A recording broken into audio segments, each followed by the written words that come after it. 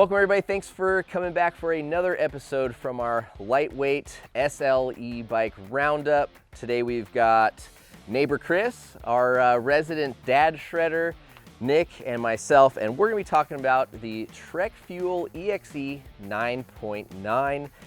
This is a very fun bike that a lot of us enjoyed. Got the TQ HPR 50 drive unit, a 360 watt-hour inboard battery with an optional 160 watt-hour range extender, which we made plenty of use of this trip. So stay tuned, let's get into the EXe.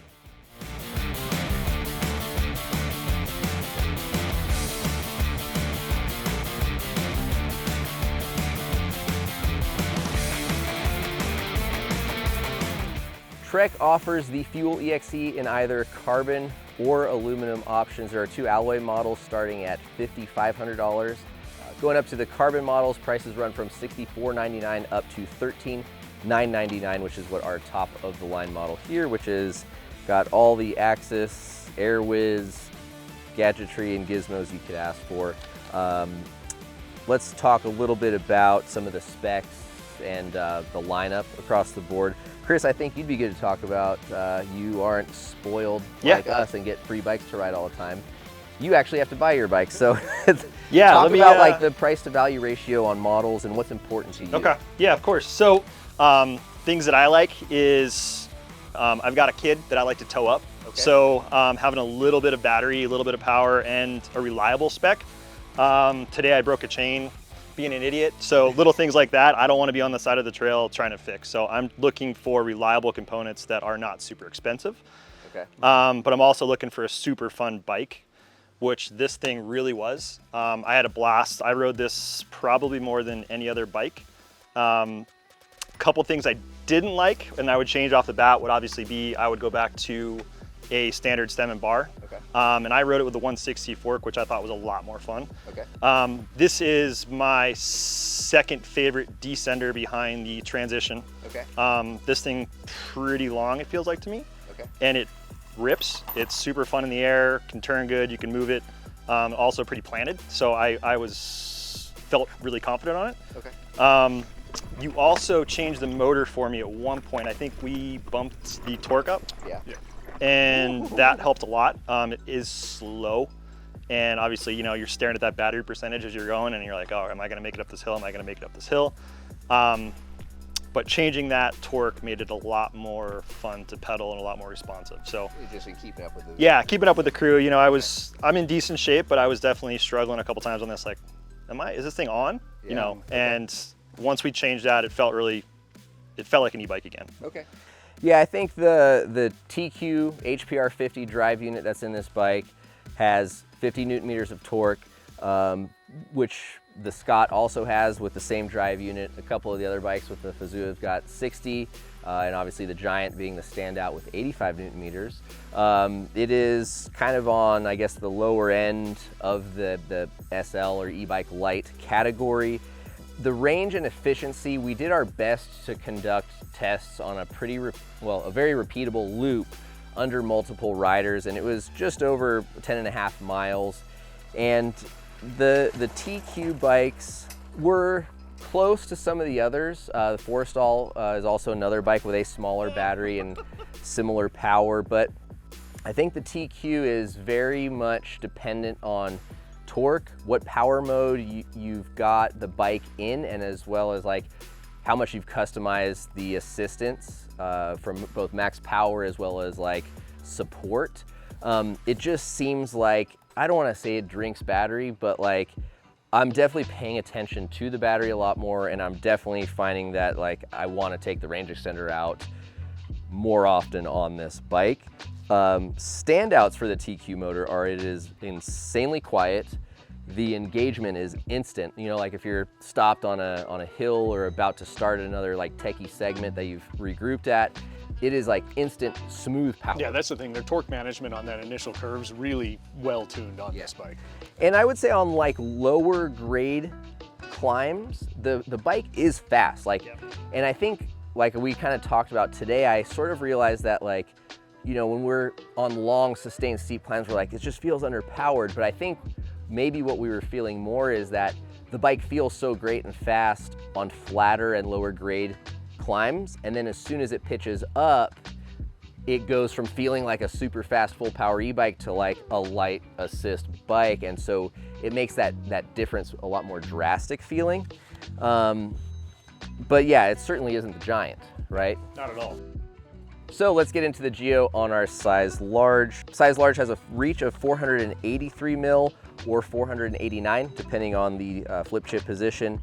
Stack height sits at 629 or 625. It has a bottom bracket height of 334 or 341 millimeters. Chainstay length sits at 440 or 438. And the wheelbase goes from 1247 to 1246 mil, so not a huge difference there. We've got a C-tube angle of 76.8 or 77.3 and a head tube angle of 64.8 or 65.3 with the 150 mil fork, which I think is also another reason we like that 160. Get this bike, which is very comfortable at speed and confident and capable, just a couple little bits slacker, and boy, it rips. We ran this in the low and long setting for most, I think all of our testing. Most of the testing here has been in the low setting. The Geo is kind of spot on for that right in the middle, sweet spot, can do everything well. It's not too long, it's not too raked out. In this 150 setting, it definitely is snappier on the climbs and the low speed corners. Does well on the front end, but the thing sits down into the suspension and gets really comfortable and settled as you're starting to charge downhill. I felt like this bike wanted to go fast. It really felt planted. The suspension was dialed. All of those things add up to a really comfortable bike for me that you can just kind of jump on and get going and feel very comfortable riding fast on. Yeah, no, also the climbing, I felt really comfortable. Not talking about the power so much, but actual technical climbing. This thing climbed a lot more than I did on a couple other bikes. Not sure why, I think cockpit wise and everything just felt good to me. And descending, I know you really liked this bike. Yes. Jumping, like you know, some of our test loops back home, and then before we got here to Klamath. Like I said, second favorite to the transition. The one thing we did have to dial in a little bit was compression on the fork. It was diving on me in the 160 a lot, and then also with the 150. So obviously tuned that a little bit, and then it was good to go. Yeah. I had no complaints on this. And then like coming off of other bikes, right? Like as we kind of get closer and closer to our grand finale, right, and the round table, the bike switches just get faster and faster as we're working our way down from 8 bikes to like the top 3. And so coming off of like, you know, 2 or 3 other bikes that we really like and getting right back onto the Trek, you know, mid-trail at the top of a rock garden or a feature, how quick did you adjust and get back to feeling like, oh yeah, I still Within like this? 30 seconds, I was back and okay, this is the bike. Like I felt really comfortable on this bike, going down, just like the transition. So it did not take a lot to get used to. What's interesting is you say next favorite to the transition, which is a 160 mil front and rear, big burly enduro bike, and this is a 140, 150. Yeah. Like I would say that's kind of a testament to this bike's capability, I guess, and how much you can push it into, I guess, kind of different genres of riding. And I think especially if you go with a 160 up front. Yeah, I think you see a lot of the heritage of Treks / the fuel, the standard fuel. You see a lot of that same kinematics in this bike of they really want to push fast, they're very stable at speed, they corner well still. It's a nice balance bike. High and low for you. Low is that motor going up. Okay. Obviously, it is what it is. So you would like more power? I would like a little more power. Okay. I would sacrifice a little bit of, we'll say, endurance, and actually use that battery pack. Okay. So we do theoretically still have a bit more assist we could crank up in the app. You're then going to be burning through battery quicker. So, I mean, you think if we maxed it out, it would give you enough? Yes, and like I rode it back on our home trails. I rode it in boost, and it was super fun. Okay. This in trail and eco just feels like I'm pedaling a bike. Okay. Highs, super forgiving. I'm trying to keep up with you guys, and you're gone, and I'm pushing a little too hard. And I'm like, okay, on one of those other bikes, I would be on the deck screaming. This thing kept me, saved my butt a couple times. Okay. So super planted, super forgiving. Like you kind of said, it was there. It was a little heavy, but it was there. Okay. Nick. Lows for me would be kind of price to performance. I would probably drop down a pay, or a few models just to get a 2-piece bar. I probably wouldn't go with the suspension.